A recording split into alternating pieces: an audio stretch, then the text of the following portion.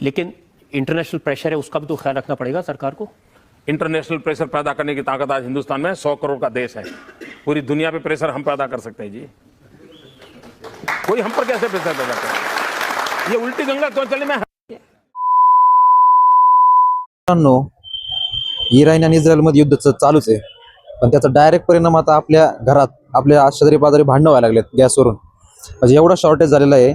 सरकारने तर ते हॉटेल बेटेल सगळे बंदच केलेत.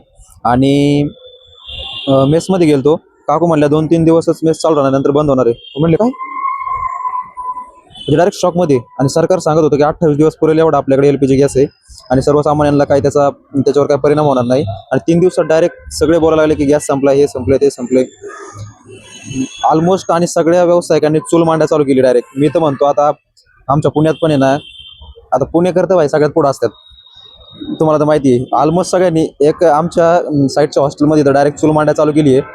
आणि चुली फुल आता तेच त्यांनी सोल्युशन काढलं डायरेक्ट. पण जे नॉन पुणेकर्स आहे त्यांचं हाल नाही झालं पाहिजे. त्यांनी काय घाबरून नाही जायचं, डायरेक्ट रूमच्या खाली चुली बिली मांडा चालू करायचं, रूममध्ये पण मांडायचे. आता जे होईल ते होईल, असं आपली वाट लागलेलीच आहे आता. चला, जय हिंद, जय. गुड मॉर्निंग मित्रांनो, शुभ सकाळ आणि स्वागत आहे तुमचं आपल्या यूट्यूबच्या जर्नीमध्ये. आणि आता आज आपली मॉर्निंग ड्युटी होती, त्याच्यामुळं बळच मी अलाराम जवळपास 5:30-6चा लावला होता. म्हटलं जरा उठून इस्त्री वगैरे करता येईल कपड्यांना. पण तो अलाराम साईडलाच मोबाईल असल्यामुळं बंद बंद बंद 5 मिनिटं झोपतो, 5 मिनिटं झोपतो, असं 6:15 वाजलेत. शेवटी आता बघा तुम्ही ते इस्त्री वगैरे झाली आहे आणि आंघोळ पण करून घेतली. पण तेलच संपले, आता तेलच लावायला नाही. बघू आता आज आणता येईल. चला, हा मॉर्निंग ड्युटी आहे, जाऊया मॉर्निंगला. नाश्ता वगैरे करू, बघू काय नाश्ता. पण मला काय म्हणायचंय, आज काहीतरी बोलायचं होतं मला रे. आता आठवल्यावर बोलतो. चला आता आवरतोय, मला आता उशीर होईल नाही तर.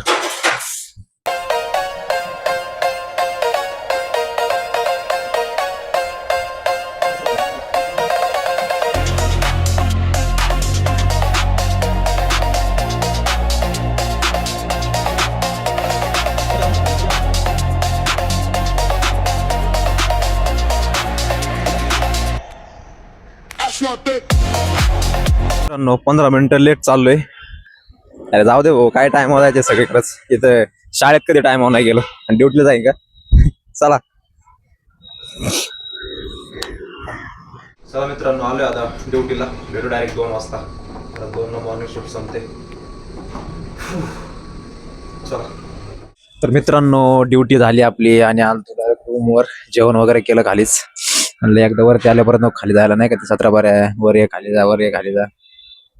चला आता फ्रेश वगैरे हो. आणि उद्या घेतले सुट्टी, कारण उद्या आहे RRBची रेल्वेची आपला पेपर आहे. हसू येते कारण अभ्यासाचा संबंधच नाही ना. पुस्तकानं आपलं नातं तेव्हा संपलं लास्ट इयरला, 4th इयरच्या. त्याच्यानंतर पुस्तक काय असते 2 वर्ष 2.5 वर्ष झाले डुंकून बघितलेलं नाही. पण चला, फॉर्म आलाय तर भरला पाहिजे ऍटलिस्ट. पाण्यात उतरलं तर पाहिजे. पाण्यात उतरल्याशिवाय त्याचा तळ किती आहे हे कसं काय कळणार, आणि आपण किती गाठांगळे खातोय, आपण किती पाण्यात आहे हे बघण्यासाठी तरी एक्झाम दिली पाहिजे. तर चला मित्रांनो, आता फ्रेश वगैरे हो, थोडी रेस्ट घेऊ. बाबांकडे पण जायचंय परत थोड्या वेळाने. चला करण्याचं तोंड डुकरागत लिंबू सरबत 5 म्हणलं होतं, एवढं का तोंड वाकडे गेलं. 10 रुपयाला भेटतो रे लिंबू सरबत. ऑन कॅमेरा म्हणते फक्त. चल ना, ती कपडे आणायला जाऊ. कपडे मी कपडे आणतो, तू शिवायला टाक M साईज. चल ना.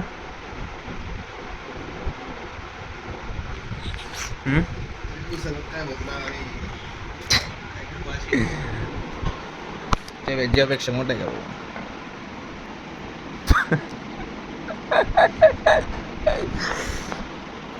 अशी जवळ शूटिंग घेते. डिप्रेशन मध्ये गेलं का तुला कुणी. तर मित्रांनो, तुम्हाला म्हणलं होतं मी झोपणार आहे, पण काही झोपलो नाही.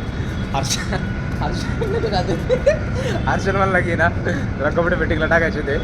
आपला ह्याचा ड्रेस कशाचा तो आपला तो युनिफॉर्म गावंट्याचे कपडे. तर चालले आता बॅगेत कपडे टाकून जाऊ आता. मला पण जरा चेंज करायचं आहे. मी एल साईज आणली आहे. मग म्हणलं एम ट्राय केला हर्षलचा तर एम आला मला आता करून घेते. मित्रांनो हर्षल म्हणला उसाचा रस पाच, त्यामुळे उसाचा रस प्यायला आलोय. काय शेवटी सगळं खाली सोडून जायचंय आणि जम्बो मागवलाय भावाने जम्बो.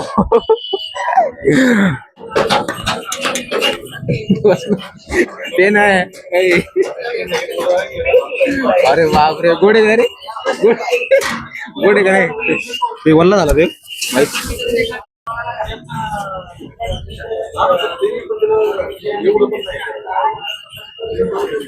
फ्रेश झालाय तो फ्रेश दिसतोय फ्रेश. आता चालू आहे रूमवर झोपायचंय जाऊन. हा काय काय तोंडावर काढायचे. रस पाजला रे बर का बाय माणसानं होय.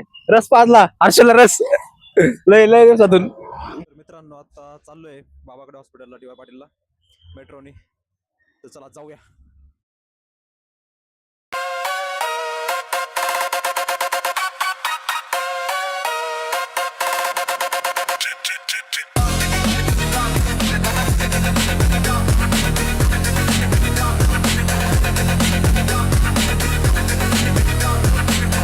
तर मित्रांनो आत्ताच बाबाला वगैरे भेटून आलो आपण आणि आता चाललोय रूम वार. रुबी हॉल जिंदाबाद. त्याला उशीर झाला 8 वाजता. उशीर म्हणजे एवढा पण नाही झाला पण भूक लागली रे. चला जाऊया. भूक लागली भूकवरून आठवलं रे सिलेंडर भेटायला झाले पुण्यात. अवघड आहे आता. चुली मांडवला ना डायरेक्ट चुली. ह्याच्यावर पण आपल्या रील बनवायचे विचार चालू आहे. आता बनवतो आम्हा. मित्रांनो इराण आणि इस्रायल मध्ये युद्ध चालू आहे पण त्याचा डायरेक्ट इम्पॅक्ट आपल्या स्वयंपाकघरात येऊन पडलेला आहे. कारण LPG गॅस आहे ना कुठेच भेटत नाही. मोठ्या मोठ्या शहरात बँगलोर झालं पुणे झालं. आणि ही एवढी परिस्थिती भयान होणार आहे ना. कोविड जेव्हा आलता का त्याच्यापेक्षा सुद्धा भयानक परिस्थिती होणार आहे. आणि ऑलमोस्ट पुण्यात चुली चालू केल्यात. बायांनी चुली मांडायला चालू केल्यात. तो गॅसच्या नादी लागत नाही कोणी. तर मित्रांनो आपण राहिलो नॉन पुणेकर. आपलं तर काय खरं नाही. आता आपल्याला आपल्या गावाकडेच निघावं लागणार आहे. बॅगा बिगा भरायला घ्यावं लागणार आहे आता. पण या सगळ्यात आहे ना कुणी घाबरून जायचं कारण नाही. कारण अशात काय होणार माहिती का जे एजन्सी असतात LPG गॅसवाले ते स्टॉक करणार आणि ब्लॅकमध्ये विकायला चालू करणार. तर एवढंच सांगायचं ब्लॅकनी सिलेंडर वगैरे काय घेऊ नका. हवं तर चुली मांडा. अश्मयुगात जाऊ आपण. आता अश्मयुगात जायचाच टाइम आलेला आहे तर काय. चला एवढंच सांगायचं. मित्रांनो आलोय रूमवर. आता जेवण वगैरे झालं आणि सगळीकडे न्यूज चालल्यात भाऊ. गॅस शॉर्टेज मायला. आता रुबी हॉलवर पण परिस्थिती काय चूल मांडायची. जोपर्यंत आहे स्टॉक तोपर्यंत आहे पण पुढची परिस्थिती लय अवघड आहे. जरा चेंज करतो आधी.